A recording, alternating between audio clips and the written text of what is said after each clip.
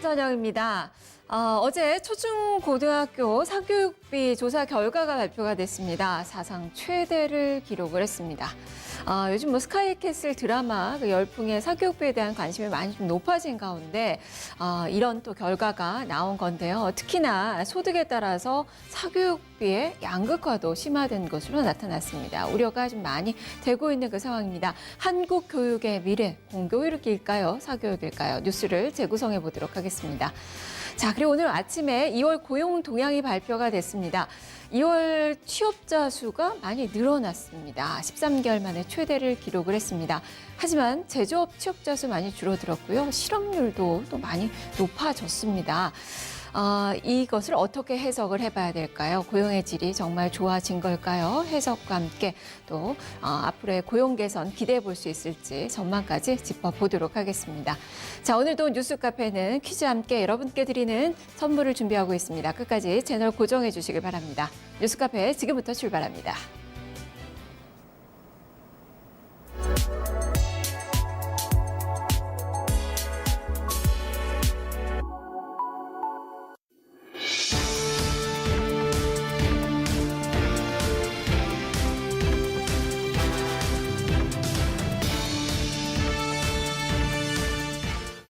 (3월 13일) 오전 뉴스통 주요 뉴스입니다. 어제 나경원 자유한국당 원내대표가 교섭단체 대표연설에서 문재인 대통령과 정부 여당을 원색적으로 비난했습니다. 이에 자유한국당을 제외한 여야 4당이 나경원 원내대표를 거세게 질타했습니다. 특히 여당은 역대 최악의 연설이라 비판하며 윤리위원회 제소 등 모든 수단을 동원할 것이라고 예고했습니다. 마이크 폼페이오 미 국무장관이 북한의 실제 비핵화 조치 중요성을 강조했습니다. 폼페이오 장관은 오직 행동에만 가치를 둘 것이라고 말했는데요. 이어 6월 싱가포르에서 두 정상이 만든 합의를 이행하는 것이 중요하다고 강조했습니다. 영국 하원이 현지 시간 12일 브렉시트 합의안을 또 부결시켰습니다. 메이 총리는 다음 날인 13일 합의 없이 EU를 탈퇴하는 이른바 노딜 브렉시트 여부를 표결에 붙일 예정입니다. 이어 의회가 노딜 브렉시트에 반대할 경우 14일 브렉시트 시점을 연기하는 방안에 대해 표결을 실시하겠다고 발표했습니다. 통계청이 발표한 2월 고용 동향에 따르면 취업자 수는 2,634만 6천 명으로 전년 동월 대비 26만 3천 명이 늘었습니다. 지난해 1월 이후 가장 큰 증가폭인데요. 그러나 실업자 역시 130만 3천 명으로 전년 동월 대비 3만 8천 명 증가했습니다. 저출산 현상이 심화되며 학부모들이 하나밖에 없는 자녀에게 사교육을 올인하고 있습니다. 교육부와 통계청 조사에 따르면 자녀가 한 명인 경우 월 평균 사교육비는 32만 4천 원을 기록했습니다. 교육부는 사교육비 부담 경감 정책을 추진할 예정입니다. 성관계 장면을 몰래 촬영하고 동료 연예인과 공유한 의혹을 받는 가수 정준영 씨의 향후 수사에 관심이 쏠리고 있습니다. 서울지방경찰청 광역수사대는 이르면 이번 주 정 씨를 소환 조사할 계획입니다. 앞서 경찰이 웹하드 카르텔 방지 대책을 내놓은 만큼 정 씨가 구속 수사를 받게 될지가 관심사입니다. 지금까지 뉴스통 주요 뉴스였습니다. 네, 주요 뉴스를 재구성해보는 시간입니다. 자, 오늘은 뉴스토마토 사회부 신태연 기자 그리고 박민호 기자와 함께합니다. 두 분 안녕하세요. 네, 안녕하십니까? 네, 자, 오늘의 이슈부터 확인해 보겠습니다. 한국 교육의 미래는 공교육인가 사교육인가? 사교육 강풍을 빚고 온 드라마 스카이캐슬이 화제를 모은 가운데 이 사교육비에 대한 관심이 많이 높아지고 있는 그 상황이죠. 논란도 많이 좀 제기가 되고 있는데 여기서 어제 이 사교육비 조사 결과가 발표가 됐습니다. 좀 상당히 또 많이 늘어난 것으로 나타나고 있는데요. 이를 어떻게 봐야 될지, 한국 교육의 미래는 어떨지 또 전망과 함께 과제들 짚어보도록 하겠습니다. 자, 먼저 박민호 기자, 어제 발표된 그 내용들 한번 들여다볼게요. 좀 어떻게 나온 거예요? 네, 어제 이제 개인당 1인당 사교육비 지출비 규모에 대해서 이제 발표가 나왔었는데요. 학생 한 명당 이제 월 월 평균 사교육비가 29만 원을 넘었습니다. 통계로 보면은 사상 최고치를 기록했다 이렇게 나오고 있죠. 학생 한 명당 한 달에 한 29만 원에서 30만 원 정도 이렇게 학원비라든지 아니면 그 외 공교육 외에 사교육비로 지출이 된다는 겁니다. 이러다 보니까 뭐 맞벌이 부부들도 사실상 이제 직업을 계속 이어나가야 되는 그런 문제도 연관해서 생기는 거죠. 사교육을 받지 않는 학생까지 포함했을 때 29만 원이고요. 사교육을 받는 학생만 따로 추려서 계산을 해보면은 한 달에 한 40만 원 정도 이렇게 됩니다. 한 달에 40만 원 정도를 공교육이 아닌 사교육에 투자를 한다는 거죠. 아이가 둘이면은 이제 80만 원 정도 이렇게 되는 겁니다. 작년에 이제 초중고 학생의 사교육비 총액이 19조 5천억 원 정도로 이렇게 집계가 되는데요. 우리나라 국방비 규모가 1년에 한 40조 정도 이렇게 되는데 네. 국방비 한 절반 정도가 결국에는 이렇게 사교육비로 다 쓰이고 있다라고 볼 수가 있습니다. 이제 전체 학생 수는 전체적으로 우리나라가 줄어들고 있는데 사교육비에 들어가는 돈은 오히려 더 늘어나고 있다 이렇게 진단이 됩니다. 사교육에 쓴 시간이 6.2시간이라고 해서 6시간 12분 정도 1인당 학생 한 명당 6시간 12분을 사교육에 쓰게 되는데 학교에서 이제 9시부터 한 5시까지 수업을 들으면은 6시간을 더 학원에서 보낸다는 거잖아요. 네. 그러면 9시에 학교를 가서 11시까지 학원을 다니다가 집에 돌아온다는 건데 직장인보다 부모보다 더 많은 시간을 밖에서 보내는 거죠. 네, 그러다 보니까 학교에서 자고 학원에서 공부하고 다시 그 다음날 피곤하니까 학교에서 자고 또 학원에서 공부하는 이런 일상이 반복이 되고 있습니다. 이제 20조 원 정도 이렇게 사교육비 규모가 되고 있고 그러다 보니까 이제 사교육이 교육이라기보다는 일종의 인더스트리 산업적인 면에서 부각되는 면이 있어요. 근데 사교육과 공교육의 차이인데 사교육이 교육에 초점을 뒀다기보다는 오히려 교육 산업에 그런 성격을 가지고 있다 이렇게 볼 수 있습니다. 중학생이 한 31만 원, 고등학생이 한 32만 원 정도 1인당 이렇게 들어가고 있습니다. 네. 여기서 또 더 큰 문제는 사실 이 내용을 뭐 찬찬히 들여다보면 사교육비 지출액이 이제 월 평균 소득이 한 800만 원인 가구와 네. 200만 원 이하의 가구 이 차이가 5배예요. 네, 그렇죠. 이 양극화도 상당히 심한 거고 이것도 상당히 큰 문제고 네. 사교육비 많이 증가가 됐는데 이 저소득층, 뭐 소득이 적은 그 계층에서도 그럼에도 불구하고 사교육비는 또 늘어났어요. 그렇죠. 사교육비를 지출하지 않으면은 이제 따라가지 못하는 그런 현상이 생기는 거죠. 네. 학교에서만 공부하는 걸로 그것만으로 이제 대학을 뭐 좋은 대학을 간다든지 자기가 가고 싶어하는 대학을 간다든지 그러지 못하는 일이 많이 발생하니까 결국에는 사교육에 의존하게 되고 저 같은 경우는 중고등학교 때 사실 학원이라든지 과외 그런 열풍이 많지는 않았어요. 네, 저도 뭐 예체능 빼놓고 네. 학원을 별로 안 다녔거든요. 학원을 네. 다녀본 기억이 그렇게 많지 않은데 다녀도 이제 애들이랑 놀려고 다니다 보고 그랬었는데 지금 같은 경우는 이제 학원을 다니지 않으면 안 되는 정도가 됐죠. 대학 입시 자체가 사교육에서 대학 입시를 이제 포커스해서 집중적으로 이제 교육을 시키고 공교육은 뭐 인성이라든지 뭐 사람 타인들과 함께 더불어 사는 그런 면들 인성 부분을 강조하다 보니까 좋은 대학을 가기 위해서는 돈을 많이 들여서라도 대치동이나 목동 네. 이런데 집중적으로 공부를 시키는 거죠. 그러다 보니까 비용은 계속 올라가게 되고 다른 학생들도 그 따라가서 같은 좋은 대학을 가기 위해서는 빚을 내서라도 이렇게 대치동이나 목동의 교육 환경을 따라다니는 건데 결국에는 부모의 소득의 재력의 위치가 아이의 교육 수준까지 결정하게 되는 그런 부작용이 네. 많이 발생하고 있습니다. 다만 뭐 단순하게 교육 때문의 문제는 아니에요. 사실 네. 맞벌이들은 부모가 이제 또 오랫동안 직장 생활을 해야 되기 때문에 아이를 맡겨놓을 데가 없어서 학원을 돌리는 경우도 많은 게 사실 뭐 현재 네. 상황이라고도 볼 수 있겠고. 학원에 가지 않으면 친구들을 만날 수가 친구 없어요. 그거예요. 네. 사실은 요즘은 뭐 밖에 나가서 친구들을 사귈 수 있는 시대가 아니기 때문에 네. 학원을 뭐 한두 개 다녀야지 그 친구들이 또 형성이 되는 그런 또 사회라서 네. 여러 가지가 또 문제점인 것 같고, 그리고 지금 뭐 29만 원 이렇게 이야기가 됐지만 이게 또 현실과는 동떨어졌다라는 그 시각도 많습니다. 이렇게 조사하는 결과는 나왔지만 이보다 사실 아이 키우시는 분들은 아실 거예요. 1인당 29만 원 이상 들어가는 가구가 훨씬 더 많습니다. 이게 평균치긴 하지만 훨씬 더 학원비가 비싸다는 점에서 이 통계도 현실성과는 약간 좀 동떨어져서 조금 더 위쪽으로 좀 잡아봐야 되는 게 아닌가 싶은데 자, 그럼 신 기자, 지금 뭐 박민호 기자도 이야기를 좀 많이 했지만 왜 이렇게 사교육비 많이 좀 증가가 된다고 보시는 거예요? 뭐 지금 상당히 좀 사교육 억제 정책도 정부에서 많이 내놓고 있는데 그 원인을 좀 어떻게 보세요? 예, 억제 정책을 펴도 아무래도 이제 사교육을 하는 이유는 대학 진학입니다. 그래서 정부의 대입 정책이 오락가락한 게 그 사교육비를 끌어올린 원인이라고 이야기가 많이 나오고 있습니다. 그 작년 8월에 교육부가 2022학년도 대입 개편안을 확정했습니다. 그런데 그 확정하기까지 1년 동안 논의하는 과정에서 정시와 수시 중 어느 쪽 비중이 늘어날지 왔다 갔다 하는 바람에 공교육 불신을 불러왔다는 겁니다. 또 정량평가가 아니라 정성평가인 학종이 대입에서 70%를 차지하고 있는 상황입니다. 그래서 사교육이 성행할 수밖에 없고 수능은 또 수능대로 이른바 불수능 기조가 이어지면서 사교육비를 끌어올렸다는 비판이 나오고 있습니다. 그리고 이번 통계에서 그 사교육을 수강하는 목적도 좀 눈길을 끌었습니다. 그 전반적으로 막연하게 불안해서 사교육을 하는 사람은 줄어들고 목적이 명확해진 겁니다. 그 일반 교과에서 사교육하는 학부모를 보면 학교 수업 보충 심화 목적이 49%로 0.2%포인트 늘었고 선행학습은 21.3%로 0.3%포인트, 진학준비는 17.5%로 0.5%포인트 늘었습니다. 불안 심리는 0.5%포인트 내려가서 4.7%, 기타는 0.6%포인트 하락한 2.4%입니다. 정부의 정책은 왔다 갔다 하는데 네. 이에 대해서 학부모는 오히려 지향점이 뚜렷해졌다고 해석할 수 있는 대목입니다. 사교육 문제가 심각해지는 게 뭐 단순하게 우리 뭐 한국의 교육열이 높아서 이렇게 치부할 수는 없는 거예요. 이야기해 주셨듯이 교육 정책의 실패.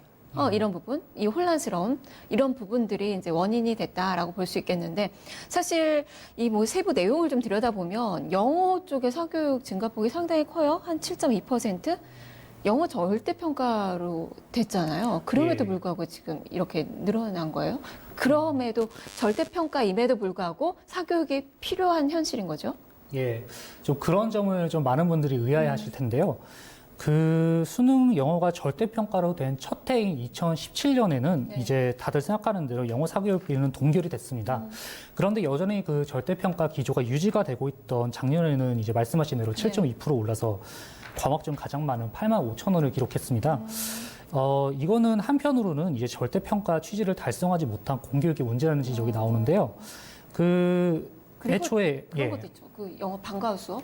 그것도 이제 금지시켜서 예. 그것도 좀 영향이 있지 않나요? 예, 그 어느 통계에서 보니까 한 20% 정도가 이제 그 야자라고 불리는 그 강제 방과후 수업을 이제 폐지를 하고 있는 걸로 나오는데요. 이제 그러면서 이제 학부모들은 이제 방과후 수업이 이게 충족을 못 시켜주니까 좀 사교육으로 몰리고 있는 형편입니다. 뭐 저출산 문제 뭐 이런 부분들도 사실은 다 이 뭐 교육과 연관시켜서 볼 수 있는 문제예요. 기승전 다 돈이기 때문에. 네. 그러니까 뭐 여러 가지 좀 사회적으로 공교육에 대한 그 불신 뭐 이런 부분들이 사교육을 더 조장한 게 아닌가 싶기도 하고 그러면 공교육은 뭘 하는 거예요? 사실 주위에 뭐 학교 보내시는 분들 이야기를 들어보면 사실 공교육에 기대가 별로 없으시더라고요 보니까 공교육의 문제점 신 기자는 뭐라고 보세요? 예, 공교육의 문제가 이제 좀 이제 두 가지 문제가 있는데요. 한편으로는 이제 교육 서열화를 막기 위한 좀 어떻게 보면 좀 이상적인 개혁 정책도 현재 좀 현실의 벽에 맞춰서 그 추진을 못하고 있고 네. 그렇다고 기존 학부모들이 생각하는 그런 어떤 서열화 교육에 제대로 맞춰주지도 못하는 형편으로 알고 있습니다. 그 이제 아까 영어 이야기도 나왔지만은 이제 방과후 수업에서 뭐 1, 2학년 뭐 초등학생들을 뭐 교육하느냐 마느냐 이 문제 가지고도 헤매다가 뭐 지금 다 이번에 사기로 했죠. 예 다시 네. 뭐 그것도 법을 개정해야 하기 때문에 또 시간도 네. 걸리고요. 이제 그런 현실적인 문제가 또 있고 또 이상적으로는 또 이제 고교 서열화 문제도 지금 해결을 못 하고 있습니다. 이제 대입 경쟁이 고급 경쟁으로 이제 번져나간 지도 한참 됐는데 영재 학교에 들어가기 위해서 한 해 수만 명씩 준비하고 네. 예, 떨어지면 과학부 준비하고 이러고 있는데 교육부는 고교 서열화를 해결하겠다고 했지만 이것도 역시 입시 문제 때문에 개선이 지지부진한 상황입니다. 네, 지금 뭐 고교 이야기 들어봐도 아시는 분들 이야기 들어보니까 뭐 영재고 과학고 이야기를 했는데 그 또 실적이 나와야지 그 학교가 또 좋은 또 중학교가 되기 때문에 사실 뭐 박민호 기자도 앞서서 학원에서 공부하고 수업 시간에 자고 이런 상황이라고 했는데 그런 친구들이 수업 시간에 자면 내버려둔대요. 네. 큰일을 할 아이라고 학교의 명예를 높여줄 아이라고 네. 자도 내버려두는 경우도 있다고 하더라고요. 그만큼 사교육에 우리 공교육도 많이 좀 의존을 하는 게 아닌가 싶기도 하고 예전에 우리 데스크 그 자녀분 한 분이 그 학교에 한글을 모르고 초등학교를 보냈는데 사실 초등학교 1학년에 한글 수업이 있거든요. 근데 그게 너무 급속도로 빠르게 진행이 되죠. 선행을 다 해서 한글을 다 띄고 학교에 들어왔을 거라고 생각을 하는 게 사실 뭐 대부분이고 거기에 맞춰서 이제 수업을 할 텐데 알림장을 사실 기억 니은 배우고 있는데 알림장을 선생님이 불러주면 써야 되는 상황인 거예요.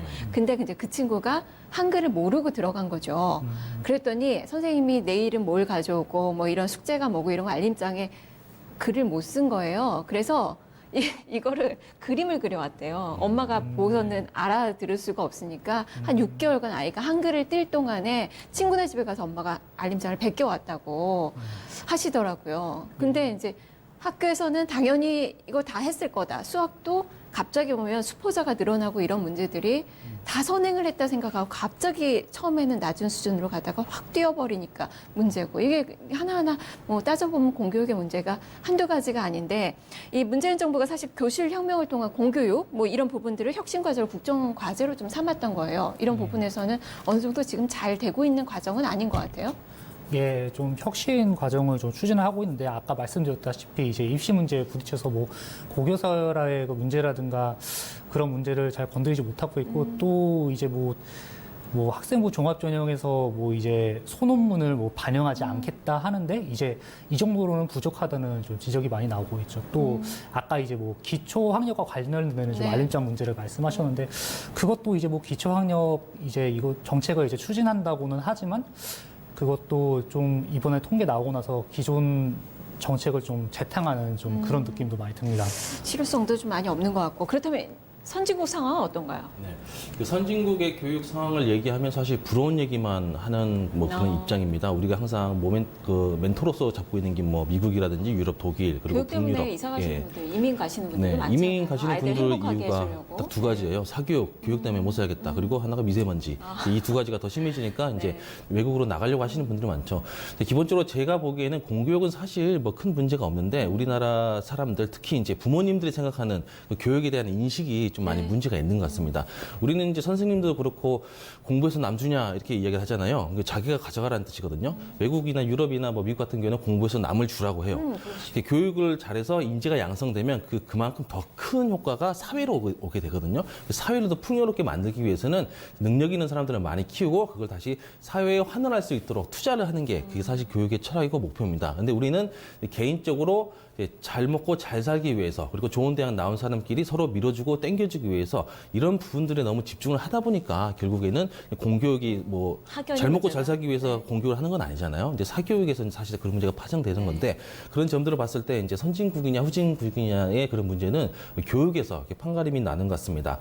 그러니까 개인의 능력을 키우는 게 물론 교육의 목표인데 교육의 또 다른 목표가 이제 타인과 잘 어울리는 사회에서 잘 어울리는 그런 공동체적인 인식을 심어주는 게 그게 사실 교육의 목표거든요. 근데 우리는 어떻게 보면은 좋은 대학을 가서 남보다 더 남한테 보여지는 모습을 더 잘 보이기 위해서 더 뭐 좋은 권위와 더 좋은 자리를 얻기 위해서 사실 이렇게 공부를 한다고 볼 수가 있거든요. 그러다 보니까 이제 파생적인 문제가 이제 많이 생길 수밖에 없는 거죠.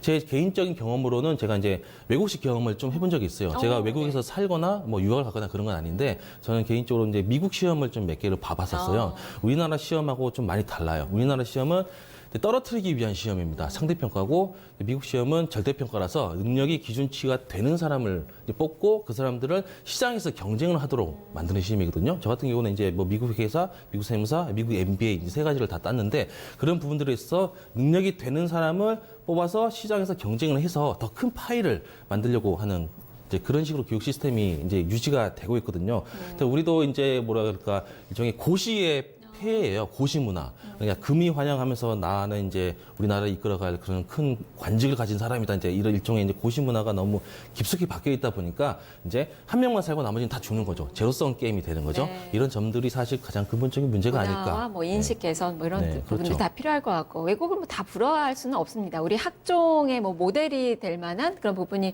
이제 미국도 있잖아요. 미국 입시 사정관제도 이런 부분들도 보면. 거기도 뭐 이야기는 많이 돼요, 사실. 왜 학벌은 뭐 세습이 되는가, 뭐 이런 이야기들도 많고. 그래서 막연하게 뭐 다 좋다고는 할 수 없지만 우리가 워낙에 또 문제가 또 심각해지기 때문에 짚어봐야 될 문제인 건 또 맞는 것 같습니다.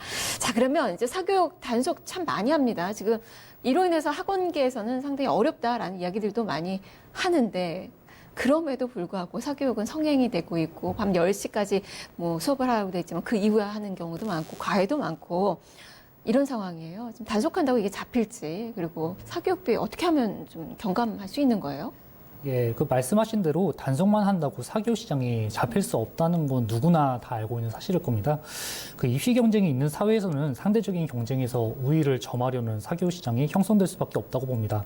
그래서 이런 사교육을 완화하기 위해서는 그 전면적으로 좀 단기적인 대책과 장기적인 대책을 다 추진해야 한다는 지적이 나오는데요. 그래서 단기적으로는 요즘 사교육을 폭발적으로 유발시키고 있는 비교과 중에서 수상 경력을 미반영하고 그다음에 적어도 학종에서는 수능 최저 학력을 폐지하는 방안이 거론되고 있습니다. 또 수능 문항도 교육 과정을 벗어나거나 너무 어렵게 나오는 풍토를 바꾸는 것도 검토할 필요가 있어 보입니다. 그 교육 과정을 준수하는 수능이 돼야 한다는 말인데요. 그러다가 이른바 물수능이 되면 변별력이 문제가 된다는 반대가 많이 나올 겁니다. 하지만 그것이 대입 자체를 못 치를 만큼은 아니기 때문에 추진해보는 것도 생각해보면 좋을 것 같습니다. 그리고 아까 말씀드린 방과 학교에서도 일단은 학부모 요구에 맞춰서 초등학교 1, 2학년 수업을 하고 그리고 전반적으로 학교 수업을 보충하는 기조를 살리는 정책이 필요해 보입니다. 그리고 마지막으로 그 장기적으로는 좀 이른바 좀 수도꼭지 잠그기 정책이 필요해 보이는데요. 그 수도꼭지를 틀어놓으면 이제 욕조에서 물을 아무리 퍼내도 물이 계속 차듯이 수도꼭지를 먼저 잠가야 하는데 그래서 이제 교육부 혼자서 교육 문제를 혼자서 해결할 수 있는 게 아니고 직업과 직장에 따라 소득 격차가 커지기 때문에 사교육에 의존하게 되는 거니까요. 장기적으로는 고용과 취업 문제 해결과도 맞닿아 있다고 봅니다. 네. 사실 뭐 학력 경쟁이 뭐 엄연한 그 현실에서 사실 뭐 사교육을 부정을 할 수는 없어요. 하지만 이제 양극화 뭐 이런 부분들 뭐 가정에서 부담스러운 경제적인 부분들 이걸 어떻게 극복하느냐가 문제인 거잖아요. 그러면 이제 신 기자가 볼 때 한국 교육의 미래 좀 어떻게 보고 계신가요? 예, 이제까지 교육부의 문제를 많이 말을 했습니다. 그런데 지금의 뭐 말씀하신 경제 구조, 뭐 교육 구조가 계속되면 사교육비 부담은 늘고 사교육 시장은 커질 수밖에 없다고 봅니다. 수요가 있으면 공급이 있다는 건 누구나 다 알고 있는 사실이 아닙니까? 예, 그래서 저는 미래가 어떻게 되기를 얘기하기보다는 미래를 조금이라도 낙관적으로 하고 싶으면 좀 어떻게 해야 되는지를 좀 말하고 싶은데요. 좀 정권에 휘둘리지 않고 장기적으로 교육 플랜을 짜는 국가교육위원회가 좀 논의되고 있는 걸로 알고 있습니다. 그래서 지금까지 나왔던 공교육 문제, 사교육 문제를 큰 틀에서 다루고 좀 긴 세월 장기적으로 해결하는 기구가 돼야 할 걸로 보입니다. 그리고 일각에서는 이제 수능 절대평가 확대가 이제 해결책이라고 주장을 하고 있습니다. 하지만 이번 통계에서 보듯 그 절대평가의 후속 대책이 따르지 않으면 소용이 없다고 보여집니다. 그리고 마지막으로 이번에 교육부는 통계가 현실을 더 잘 반영하도록 분석을 강화한다고 밝혔습니다. 지금까지 우리가 이제 이야기해왔던 거는 좀 상식선의 논의였다고 봅니다. 그래서 좀 더 체계적이고 전문적인 원인 분석부터 시작해야 할 것이라고 이제 미래를 여쭤보는 질문에 답하고 싶습니다. 네, 공교육에 대한 또 과감한 투자가 있어야 될 것 같고 신뢰받는 그 교육 현장이 좀 만들어져야 될 것 같고 그러기 위해서는 신 기자가 이야기했던 그 부분들이 좀 많이 현실화돼야 되지 않을까 싶네요. 알겠습니다. 오늘 이야기 여기까지 들어보겠습니다. 오늘 뉴스토마토 신태연 기자 그리고 박민호 기자였습니다. 말씀 잘 들었습니다. 네, 고맙습니다. 네, 교육과 대입 정책 이런 부분들 사실 이런 부분들이 실험으로 가면 안 됩니다. 한국 교육의 미래를 위해서 아이들을 희생시켜서는 안 되는 거고요. 아이들이 부모의 행복이 아니라 짐이 되는 세상이 아니었으면 합니다. 자, 지금까지 뉴스를 재구성해봤습니다.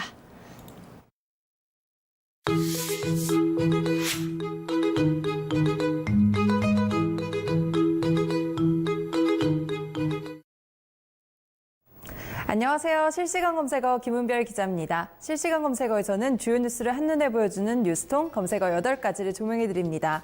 오늘의 검색어부터 살펴보시죠. 8위부터 1위까지 올라와 있는데요. 8위에 미중 무역 협상 올라와 있습니다. 미중 무역 협상이 속도 조절 단계에 들어섰는데요. 어제 양측 협상 대표가 전화 통화를 했습니다. 로버트 라이트하이저 미 무역대표부 대표는 중국과의 무역 협상이 마지막 단계에 이르렀다면서 또 중국산 수입품에 대한 관세 인상 옵션을 반드시 유지할 것이라고 밝혔습니다. 7위에는 서울 날씨 올라와 있습니다. 미세먼지가 오늘은 좋음에서 보통 사이 정도라고 하는데요. 차가운 북서풍의 영향으로 쌀쌀한 날씨가 나타나고 있습니다. 6위에는 반기문 올라와 있습니다. 뉴스와 함께 자세히 살펴보시죠.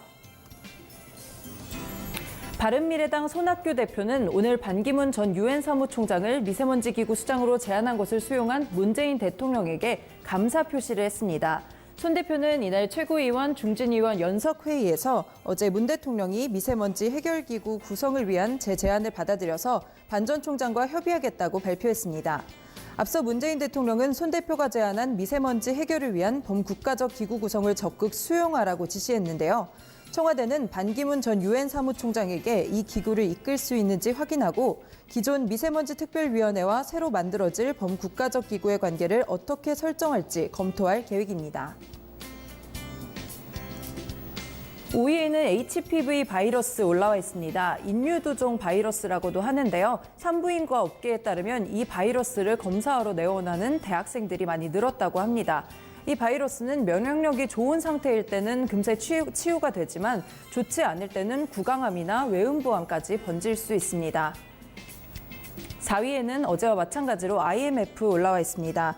이 IMF가 한국 정부에 대해서 올해 성장률 목표를 달성하기 위해서는 9조 원 규모의 추가 경정 예산을 편성할 것을 권고했습니다. 3위에는 김현정의 뉴스쇼 올라와 있고요. 2위에 한화 대전공장 기사와 함께 자세히 살펴보시겠습니다. 한화 대전공장 폭발 사고로 숨진 근로자 3명의 유가족과 사측이 장례 절차에 합의했습니다.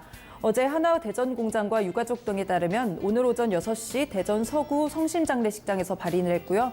오전 10시에 유성구 외삼동 한화 대전공장 정문에서 연결식을 치릅니다. 고인들이 숨을 거둔 지 28일 만인데요. 앞서 지난달 14일 오전 8시 40분께 한화 대전공장에서 연소관 내부 봉을 분리하기 위한 준비 작업 도중에 원인 미상으로 연소관이 폭발해 근로자 3명이 숨졌습니다. 김용동 한화 유가족 대표는 우리 아이들을 더 이상 차가운 곳에 두기가 죄스러워서 한화가 요구한 합의안을 받아들이기로 했다고 말했습니다. 마지막으로 1위에는 송명빈 마코그룹 대표가 올라와 있습니다. 기사와 함께 살펴보시죠. 직원 상습 폭행 혐의로 오늘 영장실질 심사가 예정돼 있던 마코그룹 송명빈 대표가 오늘 자택에서 추락해 숨진 채 발견됐습니다. 송 대표는 발견 당시 이미 숨진 상태였고요. 옆에는 유서 형태의 종이가 남겨져 있었습니다. 앞서 마코그룹 직원 A씨는 송 대표가 지난 2016년부터 지난해 상반기까지 3년여간 서울 강서구 소재의 마코그룹 사무실에서 자신을 상습 폭행하고 협박했다며 고소장을 제출했습니다.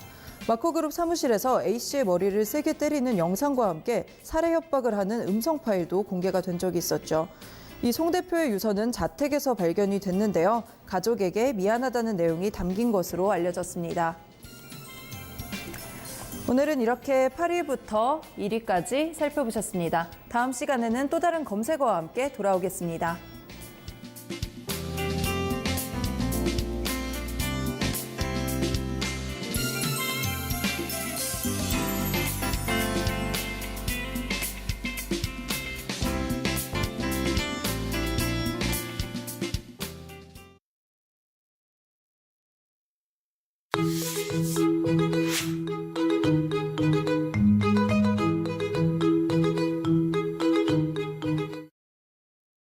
네, 뉴스통 한나인 시간입니다. 자, 오늘 2월 고용 동향이 발표가 됐습니다. 내용 짚어보겠습니다. 자, 정책부 이진성 기자입니다. 이 기자 안녕하세요.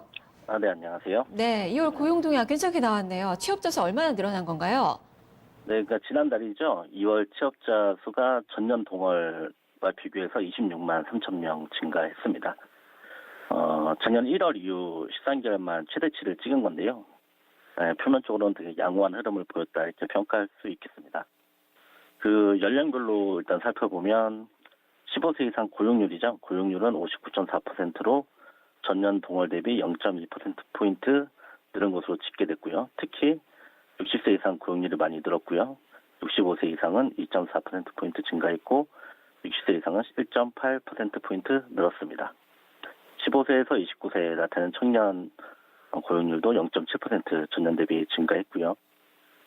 다만 이제 우리 경제 허리로 평가받는 이제 30대, 40대 지표는 조금 좋지 않았는데요. 그 30대는 0.5%포인트, 40대는 0.2%포인트가 이제 전년 동기 대비 떨어졌습니다.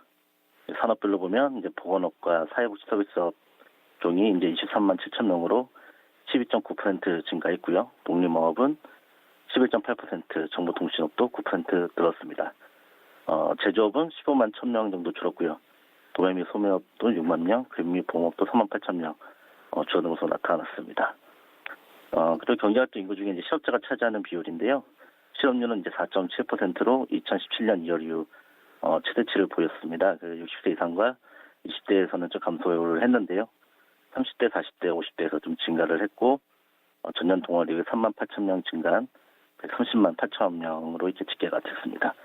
네, 내용 들어보니까 취업자 수는 13개월 만에 최고치를 기록했는데 세부 내용을 또 살펴보니까 제조업은 또 크게 감소를 했고 실업률이 보니까 역대 최고 수준이에요. 이 기자는 이를 어떻게 평가하나요? 일단 표면적으로는 양호하다고 이제 평가를 할 수 있겠는데요. 그러니까 뭐 식당에서 이제 좀 비싼 음식을 시켜 먹었는데 좀 맛이 없었다. 뭐 이렇게 좀 쉽게 이해하면 될 것 같습니다. 이번에 2월 통계는 작년 2월과 비교한 이제 증감을 보여주는 그런 수치인데요. 작년 2월 증가폭이 10만 4천 명이었었거든요. 근데 이 수치가 좋은 게 아니라 그 전년도죠. 2017년 2월 36만 4천 명 늘은 것과 비교하면 3분의 1 수준은 악한 수치였던 것이거든요. 그래서 사실은 올해 2월에는 30만 명 이상은 돼야 좀 본전을 한 것이라는 좀 기조가 있었습니다. 그래서 어떻게 보면 살짝 아쉬운 성적이라고 또 볼 수 있고요. 근데 저 문제는 이제 정부가 예산을 투입해 만든 봉헌업 사회복지 서비스 사업이 되게 크게 는 반면에 민간의 일자리가 대폭 이제 감소한 것이 좀 안타까운 부분인데요. 또 이제 게다가 통계청이 발표한 내용을 보면은 2월에 정부가 이제 1월부터 만든 노인 일자리 20여만 개가 이제 통계 집계에 들어왔다고 이렇게 밝혔습니다. 그래서 이게 사실 이제 주변에 이제 산에서 이제 휴지 줍고 이런 단기 직업이라고 보면 되는데요. 우리 경제의 기반이라고 평가받는 제조업은 뭐 15만 1,000명 감소했고, 이제 취약계층이 몰려 있는 도매 및 소매업도 6만 명 줄었습니다. 그러니까 뭐 정부 일자리는 늘었는데 민간 일자리는 계속 줄고 있다고 이렇게 보면 될 것 같고요. 그러니까 이제 정부가 예산을 더 이상 투입하지 않으면 이제 마이너스로 바로 이어지는 추세라고 이해하면 좀 쉽게 이해가 될 듯합니다. 그래서 뭐 다만 이제 민간에서 일자리를 만들지 않는 상황에서 정부라도 이제 일자리를 늘려야 하지 않느냐 뭐 이런 시각도 나오곤 있는데, 이제 사실상 이제 일자리가 악화하기 시작한 게 정부의 소득주도 성장 정책 이후 악화된 측면이 분명히 있고, 최저임금 인상 등으로 일자리가 줄었다는 시각이 분명 시장에서 존재하고 있고요. 실제로 단기 일자리만 봐도 36시간 미만 취업자는 18.7% 늘은 반면에 36시간 이상은 오히려 2.1% 감소하고 이런 영향들도 있었습니다. 사실상 이제 어떤 취업자 입장에서는 임금과 관련된 부분이기 때문에 단기 일자리가 늘어난 것이 좋다고만은 할 수 없는 부분이고요. 그래서 지금 지속 가능성 있는 민간에서 일자리가 나와야 한다는 그런 얘기가 계속 나오고 있습니다. 외형은 좋아졌습니다. 이거는 뭐 칭찬해 줄만 하고요. 하지만 정부의 땜질식 대응이 고스란히 좀 담겨 있는 것 같아서 아직은 좀 내실 부분에서는 좀 많이 부족하지 않나 싶은데, 그렇다면 고용 사정이 앞으로 좀 개선될 수 있을까요? 어떻게 전망하십니까? 계속 설명해 드렸다시피 숫자상의 개선은 앞으로 이루어질 것으로 보여집니다. 왜냐하면 정부가 올해 노인 일자리를 약속한 것만 60만 개거든요. 그리고 청년 일자리 사업도 계속 확충하고 있고, 이런 부분을 고려하면 수치상으로 개선이 돼야 하는 게 맞고요. 그래서 어림잡아 정부가 올해 만든 일자리가 한 100만 개 정도 될 거라는 얘기가 나오고 있는데, 월 최소 15만 개 정도 추측해 놓고 간다고 하면 뭐 민간에서 3, 4만 개 일자리만 늘어도 20만 정도는 계속 이제 유지가 될 수 있는 거죠. 근데 이제 앞서 말씀드린 대로 이제 질적인 면에서는 개선하려면 아직 좀 어려운 상황으로 보여지고요.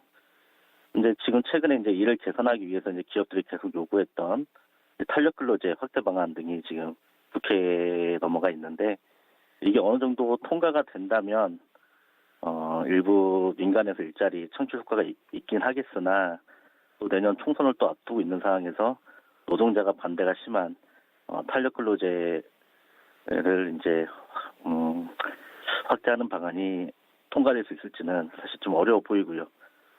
결론은 정부의 소득주 성장 정책에 부작용을 해소할 만한 탄력 근로제라던가 이런 대책이 기반이 마련되지 않고서는 앞으로도 질적 개선은 당분간은 좀 어려운 것으로 좀 보여지고 있습니다. 네, 알겠습니다. 말씀 잘 들었습니다. 네, 감사합니다. 네, 정부의 정책 과제 중에 1순위가 바로 일자리 정책인데요. 정부가 좀 많이 노력을 하고 있습니다. 경제 활력 제고를 위한 이러한 정부의 노력이 결과물로 나타나기를 좀 기대를 해봐야 될 것 같습니다. 뉴스동 한라인이었습니다.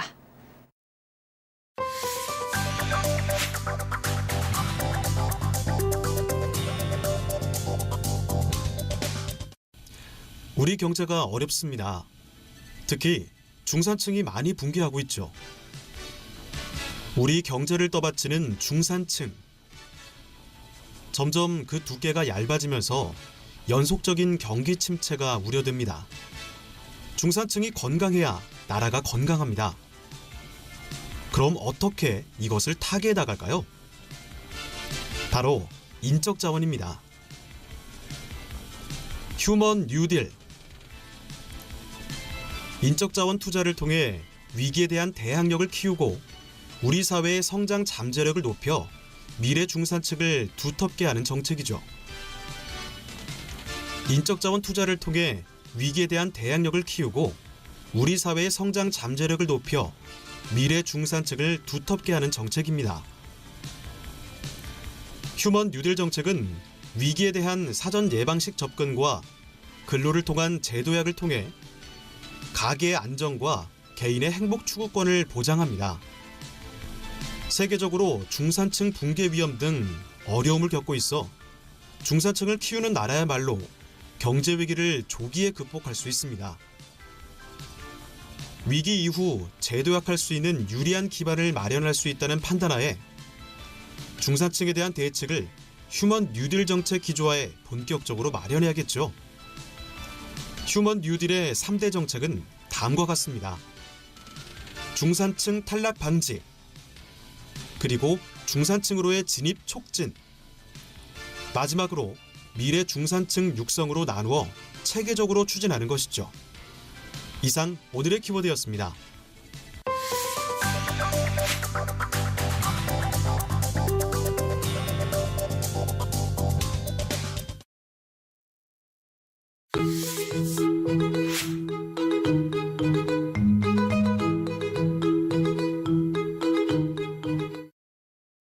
네, 토크합니다 시간입니다. 자, 지난 정부의 이 문학의 블랙리스트가 큰 문제였죠. 이로 인해 진상조사위원회가 꾸려졌었고 징계안이 미흡하다는 목소리는 지금까지도 나오고 있는 그 상황입니다. 자, 그래서 블랙리스트 진상조사위원회 대변인으로 활동하셨던 이 이원재 문화연대 시민자치문화센터 소장 오늘 모셨습니다. 소장님 안녕하세요. 예, 안녕하세요. 네, 블랙리스트 사실 국가적인 아주 큰 범죄고 사실 이명박 박근혜 정부 그 시기에 거의 2만 명 정도의 네. 문화 예술인들이 사찰을 받고 네. 여러 가지 또 어려움을 좀 겪었습니다. 네. 이 문학의 블랙리스트 그렇다면 이게 뭔지 어떻게 좀 만들어지게 된 거예요? 아마 이미 많이 언론을 통해서 네. 알고 계시겠지만 사실은 하나의 리스트가 아니고 네. 오랜 기간 동안 축적된 명단이라고 보시면 되는데요. 그리고 그건 단순히 지원을 배제한 것만이 아니라 네. 많은 문화예술인들과 문화 관련된 시민들에 대한 사찰, 네. 검열, 배제, 물론 여러 탄압 행위들이 있었다고 보시면 됩니다.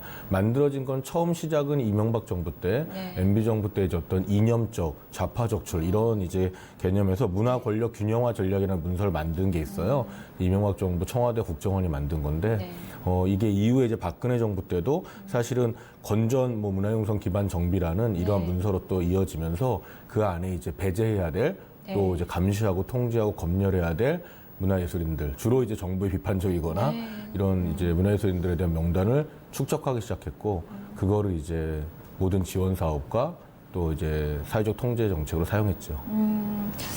그러니까 그 방향에 맞지 않는 사람들은 지원을 받을 수 없다. 그렇죠. 물리적으로 공연을 못하게 한다거나 그렇죠. 이렇게 탄압을 지원만이 한 거죠. 아니라 거의 사회적 활동을 국가가 할 수 있는 만큼 최선을 다해서 배제를 시켰죠. 왜냐하면 청와대, 국정원부터 시작해서 모든 문화예술 전문기관들이 동원된 그런 시스템이었으니까 네. 사실은 이걸 하나의 정책처럼 운영한 거기 때문에 지원 배제만이 아니라 거의 사적 활동을 배제했다고 보시면 될 것 같습니다. 지금 제도개선위원회에서 이제 소속 131명, 이제 산하 공기관의 소속 131명을 징계하라라고 권고안을 냈고 지금 징계가 68명. 근데 뭐 세부적으로 뭐 주의 조치 뭐 이런 것들도 있고 상당히 솜방망이 처벌로 보시는 거죠. 일단 처벌이 작년에 이제 초반에 처음에 권고안이 잘 이행되지 않으면서 다시 또 많은 문제 제기들이 있었고, 문체부 입장에서는 또 지금 제도적인 입장 안에서는 또 다시 그걸 좀 이제 재검토하면서 작년 연말에 또 추가 징계를 하기로 했어요. 근데 여기서 중요한 것은 사실은 이제 문체부 수준이 아니라 이 블랙리스트라는 것은 사실은 이미 다 밝혀진 것처럼 이 블랙리스트 사건은 김기춘 씨도 이제 지금 구속이 되고 그랬던 거였는데요. 출발이자 핵심이잖아요, 그렇죠. 사실. 청와대, 국정원 이런 다 관련돼 있는 겁니다. 그런 부분에 대해서 전혀 조사가 지금 안 되고 있고 또 그와 관련된 징계도 진행되지 않고 있죠. 또 문체부 장관은 두 번에, 도종환 장관은 두 번에 좀 사과를 했지만 오히려 이거는 이제 국가폭력입니다. 국가범죄고 그렇기 때문에 기존의 위안부 문제처럼 예술가들에게 이 국가가 이제 대통령이 사과하는 그런 과정들도 필요하고요. 또 단기적으로 될 것이 아니라 이 역사적 사건이기 때문에 사실 지금 조사가 다 완전히 이루어진 게 아니에요. 그래서 이후에 장기적으로 뭐 최근에 5.18 문제 이런 것처럼 역사적 사건의 진실을 밝히는 특별법이라든지 그런 조사들이 더 필요하다고 보고 있습니다. 네. 지금 뭐 장관, 그 밑에 뭐 고위공직자까지는 뭐 처벌이 어느 정도 좀 되는데 그 이하 이제 공무원들 또 공무원이 아니신 분들도 계시고 이런 분들까지도 징계가 돼야 된다라는 그렇죠. 그리고 특히 이야기죠. 문화기관 외에 국정원이나 청와대 관련된 뭐 이런 분들에 대한 또 조사와 처벌이 필요하고요.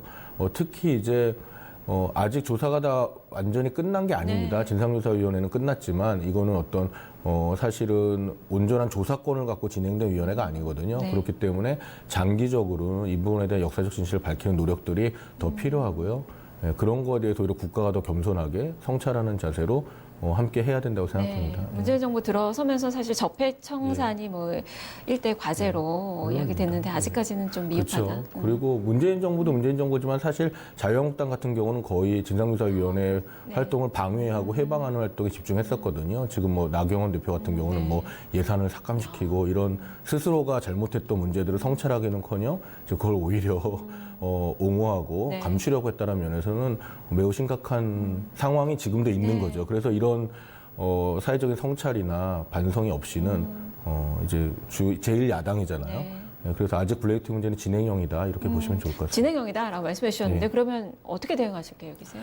일단 올해 본격적으로 민사소송이 또 진행됩니다. 지금 이제 민사소송이 얼마 전에 충북민해청의 민사소송의 1심 재판이 이제 선고가 됐었는데 그래서 특별한 피해가 없더라도 이제 블랙리스트 명단에 오른 것만으로 심각한 문제이기 때문에 1,500만 원을 이제 배상하라는 국가 징벌적 배상이 선고가 됐어요. 근데 지금 이미 공개 원고들을 모집해서 이제 문화연대나 민변 같은 경우, 문화민주주의 실천연대 이런 데서 지금 500여 명의 원고들이 이제 재판이 본격적으로 시작됩니다. 근데 단순히 이것은 돈을 받기 위한 재판이 아니고 이런 사회적 정의 그리고 블랙리스트 문제를 사회적으로 토론을 해야 되는 시기죠. 그렇죠. 그래서 그런 토론과 의미 이런 것들도 중요하고요. 블랙리스트가 그냥 생긴 것이 아니라 문화예술 정책의 현 주소, 얼마나 심각한 문제들이 있고 지금도 그것들이 관료주의 안에서 계속 작동되고 있거든요. 그래서 그런 부분에서는 더 깊이 있게 문화정책의 사회적 중요성이나 개혁에 대해서 관심을 가져야 된다고 보고 있습니다. 네. 이제 새로운 문화체육부 장관이 내정이 됐습니다. 어떤 역할을 좀 하셨으면 좋겠고 좀 바라는 점이 있으실 것 같아요. 일단 블랙리스트 문제의 가장 본질적인 구조에는 관료주의가 있습니다. 사실은 박근혜, 최순실, 김기춘 이런 사람들만의 문제가 아니라 이 사람들은 당연히 큰 문제지만 사실 그들과 공생하고 그것이 아무렇지 않게 그걸 수행하고 작동했던 한국 사회의 문화 행정 구조, 관료 집단이 있는 거거든요. 그 관료주의에 대한 강도 높은 개혁이 필요한 상황입니다. 근데 지금도 사실 문체부 고위직 관료가 막 출판 단체들을 블랙리스트 문제로 고발하고 이런 어처구니 없는 일들이 생기고 있거든요. 그러니까 이제 전혀 이제 그 실질적인 내용은 개선되지 않고 있다라고 봐야겠죠. 그래서 이것들을 정말 개혁하려는 의지가 차기 장관에게 중요한, 도종환 장관도 많이 노력을 하셨지만 어쨌든 앞으로 더 본격적으로 문체부 조직개혁, 조직문화를 개혁하는 것에 집중할 때라고 보고 있습니다. 네, 조직문화 개혁이 필요하고 보수와 진보의 잣대도 벗어나서 이제 융합적인 사고도 필요하고, 네, 일단 뭐 정치적인 코드에서는 이 문화체육계가 좀 독립이 돼야 되지 않을까 맞습니다. 싶습니다. 그렇다면 이제 끝으로 정부에 또 국가에 바라고는 점들이 좀 있으실 것 같고 마지막으로 좀 하시고 싶으신 말씀 좀 해주세요. 블랙리스트 문제는 이제 지금 아마 이걸 보고 계시는 많은 분들의 삶의 생애주기 안에서는 계속 이야기되어야 될 주제예요. 우리가 네. 역사적 사건들이기 때문에 그리고 시간이 또 지나야 밝혀져야 될 부분들이 있습니다. 아마 퇴직 공무원들이라든지 그분들이 또 계속 밝혀내겠죠, 진실들을. 그렇기 때문에 블랙리스트 문제에 많은 관심을 가지셔야 되고 네. 단순히 문화예술인들만의 문제가 아니다. 이것은 사회적 정의를 밝히는 것이고 또한 우리가 굉장히 강조하고 있는 삶의 질, 문화정책, 문화행정을 제자리로 가져다 놓는 중요한 일이기 때문에 문화예술인들만의 문제가 아니라 어떤 국가의 문화적인 권리, 문화민주주의 측면에서 문재인 정부는 물론이고 네. 많은 시민분들이 관심 가졌으면 좋겠습니다. 네, 예. 많은 문화인들 그리고 국민들이 바라는 바대로 이제 바람이 충족될 수 있을지 또 앞으로는 또 기대를 좀 해봐야 될 것 같습니다. 예. 네, 말씀 잘 들었습니다. 예. 네, 자 이렇게 오늘 이원재 문화연대 시민자치문화센터 소장 만나봤습니다. 여기서 오늘의 퀴즈 시간 갖겠습니다. 자, 어제 정답부터 공개를 해드릴게요. 자, 어제 정답은 전화 가로채기였습니다. 안타깝게도 다 보이스피싱이라고 적어주셔서 정답자가 없었습니다. 자, 오늘의 문제 이어서 드리겠습니다. 경계를 요하는 사람들의 목록이란 뜻으로 흔히 살생부로 통하는 영단어는 무엇일까요? 라는 문제입니다. 오늘 토크합니다의 주제이기도 했습니다. 정답 아시는 분들은 뉴스토마토 유튜브 페이지에 오셔서 접속하시고 구독 먼저 하시고요. 그리고 실시간 채팅창 지금 방송 스트리밍 방송 나가고 있는데요. 여기에 정답과 함께 이메일 주소 함께 올려주셔야 선물 받으실 수 있습니다. 선정되신 분들은 비방대 선글라스 보내드리도록 하겠습니다. 여러분의 많은 참여 오늘도 기다리고 있겠습니다. 자, 지금까지 토크합니다 함께 하셨습니다.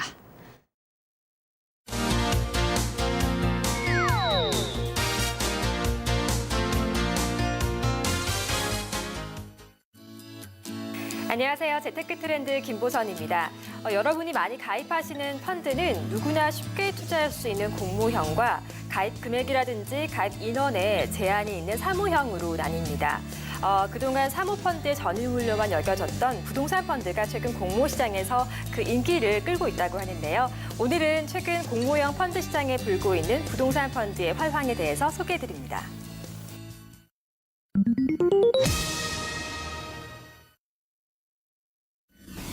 네. 커지는 공모시장, 내놓으면 완판 잇따라라는 제목의 뉴스토마토 기사입니다. 먼저 올해 출시된 공모형 부동산 펀드 3가지부터 좀 보도록 하겠습니다.